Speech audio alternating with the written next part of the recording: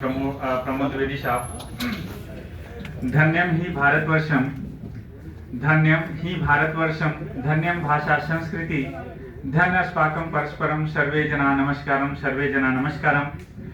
समावेशी साहित्य संस्थान के स्थापना दिवस एवं डॉक्टर अखिलेश निगम अखिल की पुस्तकों के विमोचन समारोह पर मंच पर आसीन जो आज के हमारे मुख्य अतिथि महोदय थे, पुलिस महानिदेशक सीआईडी लखनऊ श्री विनोद कुमार सिंह, भारतीय पुलिस सेवा, जिनकी गरिमा में उपस्थिति से आज हमारे इस स्थापना दिवस समारोह को एक चार लगी है। हालांकि सर की व्यस्तता थी, उन्होंने अपना संक्षिप्त वक्तव्य भी यहाँ पर रखा है जो हम लोगों के लिए बहुत ही प्रेरणादायी रहा है। इसी क्रम में आज के इस कार्यक्रम के मुख्य अध्यक्ष डॉक्टर दिनेश चंद्र अवस्थी साहब, विशिष्ट अतिथि अपर पुलिस महानिदेशक सीआईडी श्री आशुतोष कुमार सर, जिनकी उपस्थिति भी यहाँ पर रही लेकिन कुछ व्यस्तता के कारण सर अभी यहाँ से चले गए हैं। मंच पर आसीन आचार्य Yogendra Pratap Singh sir, doctor Amit Dubey sir, Shri Tarun Prakash, आयोजक एवं समावेशी साहित्य संस्थान के अध्यक्ष हमारे आदरणीय डॉक्टर अखिलेश निगम अखिल सर, आदरणीय madam doctor Himanshu Saxena Arsh Lakhwani ji, doctor Amita Dubey महोदया, श्री तरुण प्रकाश जी एवं इस सभागार में उपस्थित उत्तर प्रदेश के साहित्यकारगण, लेखक, आलोचक, विद्वान, शोधार्थी, अध्येता, हिंदी प्रेमी, पत्रकार बंधु एवं उपस्थित सभी बंधु भगिनी को मैं उत्तर प्रदेश की पावन धरती से जय जगन्नाथ आप सभी के लिए मैं यह मंगल कामना करता हूँ। सबसे पहले हम सभी जानते हैं, आप में से अधिकांश लोगों ने अपने आशीर्वचन दिए हैं। डॉक्टर अखिलेश निगम अखिल साहब का जन्म दिवस है और सौभाग्य है कि आज के ही दिन मेरा भी जन्म दिवस है, तो आप सभी के मंगल कामनाओं से आज का हमारा दिन बहुत पूरे हुआ। साथ में सर के दो बहुत ही महत्वपूर्ण पुस्तकें अपने अपने तर्क एवं अखिल का साहित्य मनन एवं मूल्यांकन का विमोचन हुआ है। उसके लिए भी मैं महोदय को लख लख बधाइयां देता हूं। मुझे नहीं पता था कि सर का 60वां जन्म दिवस आज हम लोग सेलिब्रेट कर रहे हैं, मना रहे हैं और इसी महीने 31 तारीख को सर सेवानिवृत्त हो जाएंगे। यह मेरे लिए भी जानकर चौंकाने वाली बात थी। मैं इस अवसर पर सबसे पहले सर को बहुत बहुत मंगल कामनाएं देता हूं कि इसी तरीके से आप समावेशी साहित्य संस्थान का प्रथम स्थापना दिवस समारोह हम लोग मना रहे हैं। आप यूं ही सृजन करते रहे और समावेशी साहित्य संस्थान के बैनर तले हम इसका प्रकाशित करते रहे और हमारा यह संस्थान फले फूले पल्लवित होती रहे। अब हम आते हैं, चूंकि सर की जो दोनों पुस्तकें हैं इस पर काफी जो समीक्षक मंचासीन समीक्षक है उन्होंने अपने विचारों को रखा है, तो मैं उस पर विचार न रखते हुए, चूंकि जो हमारे इस संस्थान के केंद्रीय कार्यकारी की समिति है उन्होंने हमें इस संस्थान के महामंत्री पद का जिम्मेदारी दी है, तो मैं चाहूंगा कि समावेशी साहित्य संस्थान है क्या, इसकी स्थापना क्यों की गई, इसका पंजीकरण न्यास के रूप में अखिल भारतीय स्तर पर क्यों हुआ है, मैं संक्षिप्त में आप लोगों के समक्ष रखूं। आज जैसा कि मैं कहा कि स्थापना दिवस समारोह हम लोग मना रहे हैं और एक बार पुनः आप सभी की भौतिक उपस्थिति को, हालांकि जब शुरुआत हुआ था कार्यक्रम का तो यह पूरा सभागार पूरा खचाखच भरा था आप लोगों की भौतिक उपस्थिति से, लेकिन अभी कुछ लोग कम हैं। फिर भी जितने लोग हैं आप सभी की भौतिक उपस्थिति को मैं महामंत्री होने के नाते प्रणाम करता हूं, साधुवाद देता हूं। और सबसे पहले इस संस्थान के गठन और उद्देश्यों की एक संक्षिप्त रूपरेखा मैं आप लोगों के समक्ष रखना प्रासंगिक भी समझता हूँ। हम सभी जानते हैं कि आधुनिक हिंदी साहित्य के इतिहास में नई कविता, जिसको हम उत्तर आधुनिक काल भी कहते हैं, और उसके बाद आज 50 वर्ष से अधिक वर्ष का समय हो चुका है, लेकिन हमने इसको नई पहचान देने के बारे में कभी नहीं सोची, न तो नामकरण के बारे में हमने सोचा। आचार्य रामचंद्र शुक्ल, जिनके काल विभाजन को हम लोग बहुत सर्वसम्मति से विशेष रूप से उच्च शिक्षण संस्थानों में हम लोग अपनाते हैं और उसे ही सर्वमान्य मानते भी हैं, उन्होंने आधुनिक काल, जिसे गद्य काल की भी संज्ञा दी, इसको संवत 1900 से 1984 तक माना है। अच्छा, पहले के जो काल विभाजन हुए हैं, मुझे नहीं लगता कि हमसे कोई आप में से जो प्रबुद्ध विद्वान यहाँ पर उपस्थित है असहमत होंगे। अगर होंगे भी तो मैं आपका स्वागत करता हूँ। जो साहित्य का विभाजन हुआ है उसकी जो प्रवृत्तियां रही हैं, उस प्रवृत्तियों में जो आधार बनाया गया है, तो कभी साहित्यकार को आधार बनाया, इससे अगर काम नहीं बना तो उनकी प्रचलित पद्धतियों का आश्रय ले लिया गया, या उससे अगर काम नहीं बना तो उनके जो प्रमुख विषय थे उन विषयों को आधार बनाकर उन्होंने काल विभाजन किया है। और आप सभी उससे परिचित हैं, मैं बहुत उस पर प्रकाश नहीं डालूंगा। एक बात आचार्य रामचंद्र शुक्ल जी ने बहुत अच्छी कही है, खासतौर पर जब हम हिंदी साहित्य का इतिहास हम पढ़ते हैं तो उन्होंने उसमें बहुत ही प्रासंगिक उल्लेख किया है। और आज के समय में भी जब मैं देखता हूँ, हालांकि मैं अंग्रेजी साहित्य का विद्यार्थी रहा हूँ और राजभाषा के क्षेत्र में जब से मैं आया हूँ तब से हिंदी साहित्य की तरफ मेरा जो वो है वो अधिक बढ़ गया। तो मैं जब पढ़ा, हिंदी साहित्य का इतिहास पढ़ा, तो उनकी जो शुरुआत में ही एक पंक्ति है, जबकि प्रदेश देश का साहित्य वहां की जनता की चित्तवृत्ति का संचित प्रतिबिंब होता है, तब यह निश्चित है कि जनता की चित्तवृत्ति के परिवर्तन के साथ साथ साहित्य के स्वरूप में भी परिवर्तन होता चला जाता है।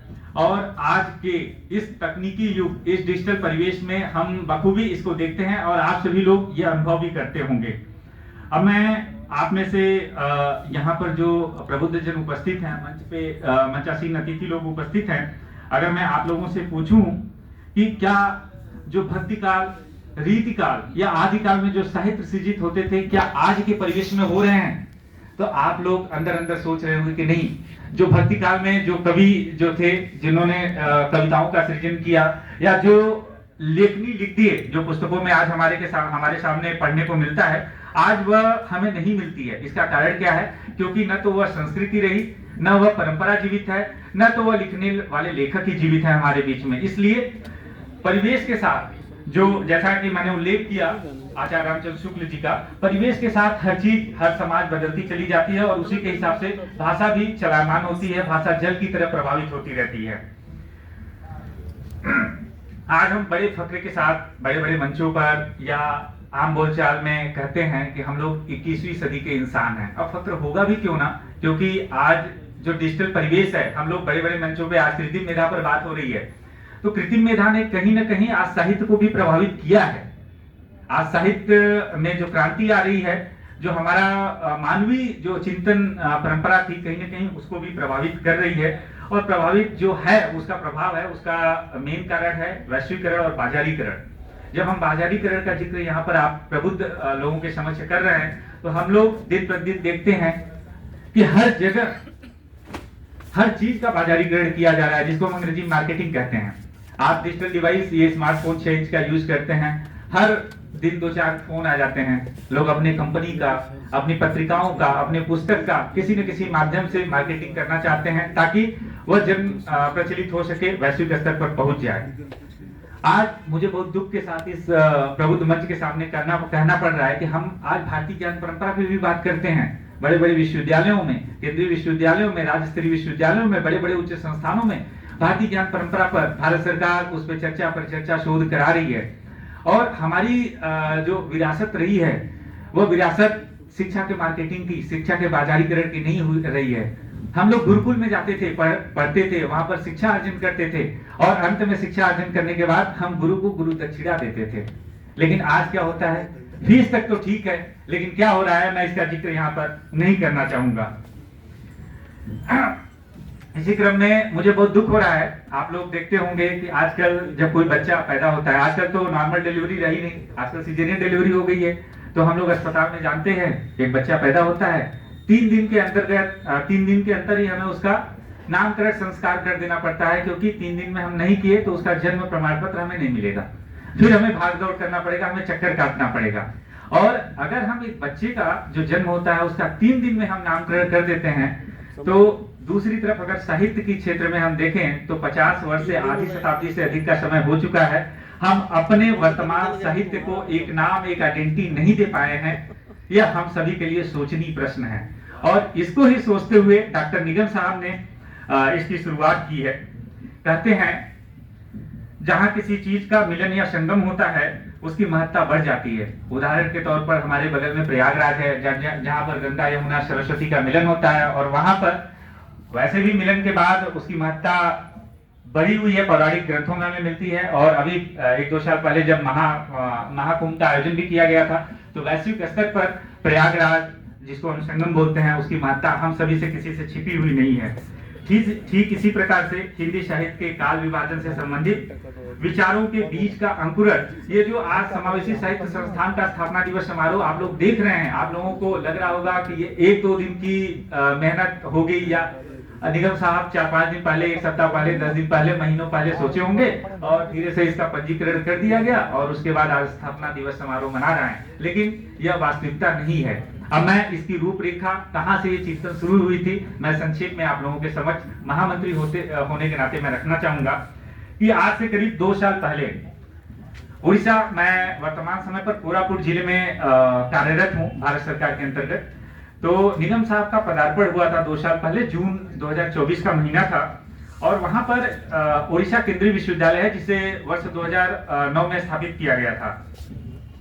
वहां पर हिंदी साहित्य सम्मेलन प्रयागराज, आप बखूबी उससे परिचित हुए होंगे, उसके अमृतकाल का महोत्सव वहां पर आयोजित किया गया था और उसके द्वारा सर को भी सम्मानित किया जाना था। सर की गरिमा में उपस्थिति वहां पर हुई थी। तो वहीं पर सर से मेरी भौतिक मुलाकात हुई थी। और अभी आप सभी जानते हैं कि सावन का पवित्र महीना चल रहा है और सावन का महीना आध्यात्मिक दृष्टि से हम लोगों के लिए बहुत ही महत्वपूर्ण होता है। जब मेरी पहली बार सर से भौतिक मुलाकात हुई तो सर ने इस विचार के बारे में मुझसे वहां पर चर्चा की। हालांकि मुझसे ही नहीं, मंच पे जब सर का व्याख्यान हो रहा था तो सर ने इस विचारधारा के बीज को वहां पर रखा था। लेकिन मुझे नहीं लगता कि 2-4 लोगों के अतिरिक्त उस विषय पर, इतने गंभीर विषय पर किसी ने उस पर ध्यान दिया होगा। और अगर हम इस दृष्टांत को थोड़ा सा, जैसे मैंने कहा कि हम सावन का महीना चल रहा है, हम लोगों के लिए आध्यात्मिक होता है, तो हम अगर आध्यात्मिक नजरिए से देखें तो उत्तर प्रदेश, जिसकी पुण्य धरा पर आज हम यह समारोह, स्थापना दिवस समारोह आयोजित कर रहे हैं, यह सदियों से भगवान शंकर, प्रभु श्री राम और कृष्ण की धरती रही है। वहीं दूसरी तरफ जहां पर सर ने अपना विचार रखा था कोरापुट में जाके, वह माता शबरी, आप सभी जानते होंगे, माता शबरी की तपोस्थली है और विशेष रूप से भगवान प्रभु जगन्नाथ की धरती है। तो जब विचारों का मिलन वहां पर हुआ और उसके बाद इस पर चर्चा परिचर्चा का दौर शुरू हुआ, तो जहां पे इस तरह की संस्कृतियों का मिलन हो, वहां पे अगर इस तरह का कोई महत्वपूर्ण या महती काम किया जा रहा है तो मुझे नहीं लगता कि वह हम लोगों के लिए असंभव सा हो। जब उसमें अगर आपका डिटर्मिनेशन हो, लगन हो, तो उसका फल भी हमें मिलता है। जैसे हम कोई वृक्ष लगाते हैं और उसको लगातार जिस दृष्टि से लगाए हैं कि कल के दिन में वह मुझे फल देगा, और उसको लगातार सिंचित कर रहे हैं, उसको समय समय पर पानी दे रहे हैं और जब बड़ा होकर फल देता है तो हमें एक सुखद अनुभूति होती है जिसे हम शब्दों में नहीं बयां कर सकते। इसीलिए मैं कहता हूं, गंगा यमुना ब्रह्मपुत्र की धारा संपूर्णता का गान है। आप लोग सहमत होंगे, अगर सहमत होइएगा तो मुझे अपना आशीर्वाद प्रेषित कीजिएगा। गंगा यमुना ब्रह्मपुत्र की धारा संपूर्णता का गान है। हिंदी, उर्दू, उड़िया, पंजाबी, हिंदी, उर्दू, उड़िया। चूंकि मैं अभी वर्तमान समय पर उड़ीसा में पदस्थ हूँ तो उड़िया में सीखने का प्रयास कर रहा हूँ। इसके पहले मैं दक्षिण भारत में भी था, तमिल प्रदेश में था, कन्नड़ प्रदेश में था, तो मैं प्रयास किया कि वहाँ की भाषाओं को सीखूं ताकि वहाँ के लोगों से मिल सकूं, वहां के लोगों से एक आत्मीय संबंध हमारा बन सके। जब तक हम उनकी भाषा को नहीं समझेंगे, और कहीं ना कहीं भाषा विरोध के पीछे यह कारण रही है जिसे हम अभी तक नहीं समझ पाए हैं। इसीलिए मैं कहता हूं, हिंदी, उर्दू, उड़िया, पंजाबी एकता में अनेकता का प्रमाण, अनेकता में एकता का प्रमाण है। होली, दिवाली, ईद, वैशाखी, होली, दिवाली, ईद, वैशाखी, मैं क्रिसमस संग मनाता हूँ। भारत मेरे रोम रोम में इसकी महिमा गाता हूँ, भारत मेरे रोम रोम में इसकी महिमा गाता हूँ। बहुत बहुत धन्यवाद। इस प्रकार से हम कह सकते हैं कि कालखंड का जो असली बीजारोपण था वह आज नहीं, 10 दिन पहले नहीं, 1 महीना पहले नहीं, 1 साल पहले नहीं, आज से करीब 2 साल पहले, 2 वर्ष पहले, जब निगम साहब का वहां पर भौतिक रूप से आगमन हुआ था कोरापुट की तपोस्थली पे, तब इसका बीज बोया गया था। और उसके बाद जब निगम साहब से हमारी फोन पे फिर चर्चा पर चर्चा, चूंकि मैं वहां पर हूं और निगम साहब प्रशासनिक दायित्वों का निर्वहन करने के लिए लखनऊ आना पड़ा, और फोन पे जब हमारी चर्चा पर चर्चा और गंभीर हुई तो हम लोगों ने एक आभासी कार्यक्रम रखा, अखिल भारतीय संगोष्ठी ऑनलाइन माध्यम से रखा, जिसमें भारत के चारों कोनों से 7 विद्वान जुड़े हुए थे, जिसकी अध्यक्षता पांडिचेरी केंद्रीय विश्वविद्यालय पुदुचेरी के हिंदी विभाग के विभागाध्यक्ष डॉक्टर सी जयशंकर बाबू कर रहे थे, जो आज भी 4-5 भाषाओं के दक्षिण भारत की जितनी भाषाएं हैं उसके जाने माने विद्वान भी हैं। तो हमने पहला आभासी कार्यक्रम उस दौरान रखा था और उसमें बहुत सारी चीजें निकल कर आई। इस दौरान आभासी रूप से अखिल भारतीय स्तर पर करीब 50 श्रोता, आभासी श्रोता जुड़े थे, जिन्होंने अपनी प्रतिक्रिया, एक सकारात्मक प्रतिक्रिया इस संबंध में दी थी कि नहीं, इस विचारधारा से वो सहमत है। लेकिन बाद में हम लोगों को लगा कि केवल आभासी संगोष्ठी करने से हमें कुछ मिलने वाला नहीं है, क्योंकि यह एक बहुत बड़ी एक क्रांति है जिसको हमें जन जन तक पहुंचाना पड़ेगा। विशेष रूप से जो प्रबुद्ध साहित्यकार हैं, हमें अपनी बात को उन तक पहुंचानी पड़ेगी। हमने उसके बाद डॉक्टर निगम साहब यहाँ पर उपस्थित हैं, अध्यक्षता कर रहे हैं डॉक्टर अवस्थी सर, हमारी बात से सहमत होंगे। उसके बाद हम लोगों ने आपसी चिंतन मनन करके केंद्रीय कार्यकारी समिति की स्थापना की। केंद्रीय कार्यकारी समिति में केवल उत्तर प्रदेश या किसी क्षेत्र विशेष, धर्म विशेष, जाति विशेष से लोग न रह के हर प्रकार के, चूंकि हम समावेशी, हमने नाम ही दिया है समावेशी, जिसमें जब तक सभी का समावेश न हो, केवल पुरुष वर्ग का नहीं, महिला वर्ग का भी समावेश होना चाहिए, भारत के हर प्रदेश का उसमें प्रतिनिधित्व होना चाहिए। तो हमने इस प्रकार से केंद्रीय कार्यकारी समिति की गठन की। और उसके बाद आज अगर 29 तारीख को, आप लोगों को जानकारी है कि नहीं, 29 तारीख को विगत 29 जुलाई 2026 को, जिस दिन हम लोग गुरु पूर्णिमा बड़े धूमधाम से मनाए, अपने गुरुओं को याद किए, उन्हें सम्मान दिए, उन्हें मान दिए, उन्हें प्रतिष्ठा दी, उसी दिन समावेशी साहित्य संस्थान का अखिल भारतीय स्तर पर न्यास के रूप में पंजीकरण हुआ, लखनऊ में ही हुआ। क्योंकि मैं भौतिक रूप से काफी दूर था, मैं आ नहीं पाया, लेकिन निगम साहब, आदरणीय दिनेश अवस्थी सर और कई लोग की गरिमा में उपस्थिति में यह काम संपन्न हुआ था। और आज जब मैं आज स्थापना दिवस समारोह पे बात करता हूँ, तो आज के दिन में मैं बड़े फख्र के साथ कह रहा हूं कि 6 केंद्रीय कार्यकारी समिति की बैठकें हम लोग किए हैं, जिसके दौरान केवल आभासी मंच पर आए, विचार व्यक्त किए या चर्चा पर चर्चा हुई, चले गए, ऐसा नहीं था। इस दौरान हमने क्रमबद्ध तरीके से हमारे संस्थान का नाम क्या होना चाहिए, ये समावेशी साहित्य संस्थान एक दिन की उपज नहीं है। हम लोग कई बार इस पर चर्चा की कि इस संस्थान का नाम क्या रखा जाए, जिसके माध्यम से हम आधुनिक हिंदी साहित्य का काल विभाजन करेंगे। तो हमने काफी विचार विमर्श के बाद एक समग्र जब निर्णय पर पहुंचे, तो हमने संस्थान का नाम रखा। उसके बाद अभी लोगों का विमोचन आदरणीय मुख्य अतिथि महोदय के कमरों से हुआ है, लोगो आप लोगों के समक्ष है, प्रकाशित हो रही है। तो उस लोगों पर भी, उसका जो शुभंकर है, जिसको हम हिंदी में बोलते हैं शुभंकर पे भी काफी चिंतन मनन हुआ कि किस तरीके से होना चाहिए, क्या बैकग्राउंड होना, तमाम तरह की बातें हुई। उसके बाद ध्येय वाक्य आप देखें, साहित्य के रंग जीवन के संग, हमारे पास 30 ध्येय वाक्य आए थे। धीरे धीरे हमने उसको स्क्रूटनी किया और धीरे धीरे 5 पे पहुंचे और अंत में सर्वसम्मति के साथ हमने इसको अपनाया। इसी तरीके से काफी विचार विमर्श हुआ। इसके उद्देश्यों की बात करें हम, तो हमें स्टार्टिंग में सबके जितने केंद्रीय कार्यकारी समिति के सम्मानित सदस्य विद्वान थे, उन्होंने जो विचार दिए थे, करीब 50 उद्देश्य हमें प्राप्त हुए थे। अब किसी संस्था को स्थापित करके 50 उद्देश्यों के साथ एक समय पर चलना किसी के लिए भी कारगर नहीं होगा, उतना फलदायी नहीं होगा। तो हमने कुछ उद्देश्यों को ड्रॉप कर दिया, छोड़ दिया और करीब 30 उद्देश्यों को अपने साथ लेकर हम चल रहे हैं। और मुझे लग रहा है कि 25 उद्देश्यों के साथ हमारे इस संस्थान का अखिल भारतीय स्तर पर पंजीकरण भी किया गया है। हमने 4 अखिल भारतीय स्तर की संगोष्ठियां भी की है। मैं केवल ये हवाई बातें नहीं कर रहा हूं, आप प्रबुद्ध जनों के समक्ष इसकी पूरी रिकॉर्डिंग जो है, केंद्रीय कार्यकारी समिति की बैठक की कार्यवृत्त हम लोग जारी करते हैं, जिसका कार्यवृत्त हमारे गूगल डॉक्स पे, चूंकि आज डिजिटल परिवेश है तो हम हर चीज को संवर्धित करते हुए जो हमारे ऑनलाइन प्लेटफॉर्म है, डिजिटल प्लेटफॉर्म है, हमने उस पर उपलब्ध कराने का प्रयास किया है। तो हमारे गूगल डॉक्स हैं, फेसबुक पेज है, हमने उस पर उपलब्ध करा दिया है। हमारी जितनी संगोष्ठियां हमें हुई हैं उनकी रिकॉर्डिंग करके हमारा समावेशी साहित्य संस्थान का यूट्यूब चैनल है, हमने उस पर उपलब्ध करा दिया है कि जो भी प्रबुद्ध वर्ग है इस विचारधारा को सुनना चाहते हैं।